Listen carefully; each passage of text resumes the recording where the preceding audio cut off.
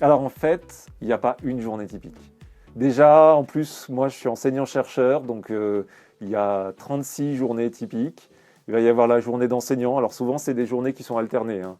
C'est-à-dire, on peut pas, enfin, c'est très difficile d'être dans la même journée, enseignant et chercheur, ou même dans la même demi-journée, on va dire, enseignant et chercheur.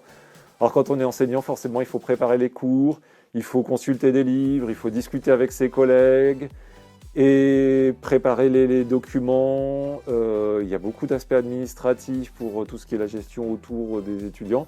Et puis il y a le moment où on est en face des étudiants, où on peut discuter avec eux, où on peut essayer de leur transmettre des connaissances.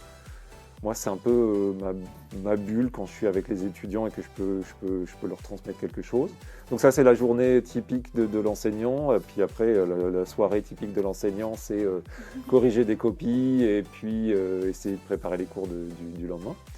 Et la journée typique du chercheur, ben, elle est un peu différente dans le sens où, en fait, au bout d'un certain temps, le chercheur, c'est plus lui qui fait les manipulations. Il est beaucoup en interaction avec ses étudiants.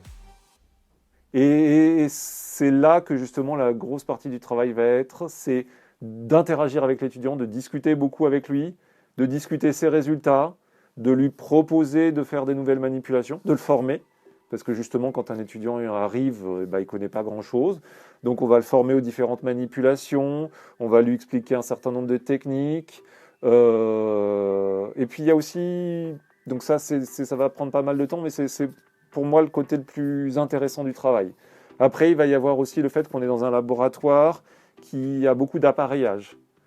Donc comme on est le responsable des appareils, ben, il va falloir s'occuper de l'entretien, il va falloir s'occuper de l'achat du matériel. Quand on réfléchit à des nouveaux projets, ça peut nécessiter d'avoir à acheter du nouveau matériel, donc il va falloir trouver le financement. Et donc, à ce moment-là, ça veut dire rédiger des projets. Ça veut dire aussi que quand on rédige des projets, on les soumet à quelqu'un. Et que dans l'autre sens, généralement, on nous soumet des projets et qu'il faut qu'on les évalue. Et donc ça, c'est très chronophage. Ça nous prend énormément de temps.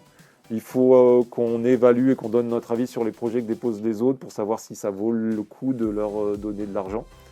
Et puis après, il y a aussi tout le travail justement d'analyse et de reporting. C'est-à-dire une fois qu'on a fait les projets de recherche, que ça a marché ou que ça n'a pas marché, il faut le dire, hein.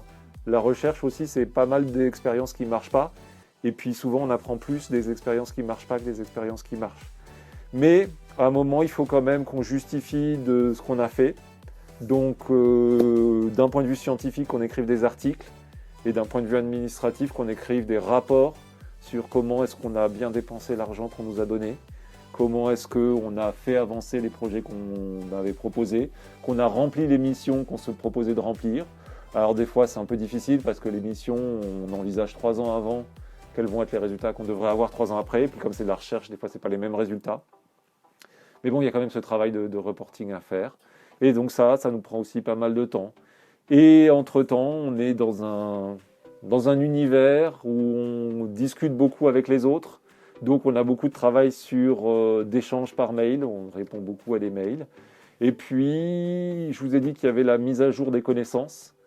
Donc forcément, à un moment donné, il faut lire ce que les autres ont écrit pour pouvoir se mettre à niveau, pour savoir où en est la recherche scientifique mondiale sur le domaine qui vous intéresse, voir sur les domaines voisins, parce que c'est aussi intéressant des fois de prendre des idées sur des domaines voisins pour se les approprier. Donc quand on met tout ça ensemble, ça fait des bonnes journées. Alors du coup, il y a des journées où on consacre beaucoup plus de temps à discuter avec les étudiants parce que ils sont là et qu'ils ont besoin qu'on discute avec eux. D'autres moments où on passe des journées à essayer de contacter des fournisseurs ou des réparateurs pour que les appareils fonctionnent. Et puis à d'autres moments, souvent c'est en soirée, on écrit des articles ou des projets pour qu'on puisse avoir des financements pour la prochaine fois. Donc voilà, donc il n'y a pas une journée, il y en a beaucoup, différentes, et puis on fait avec, parce que toute cette diversité, des fois c'est intéressant, puis des fois c'est pesant, mais on fait avec.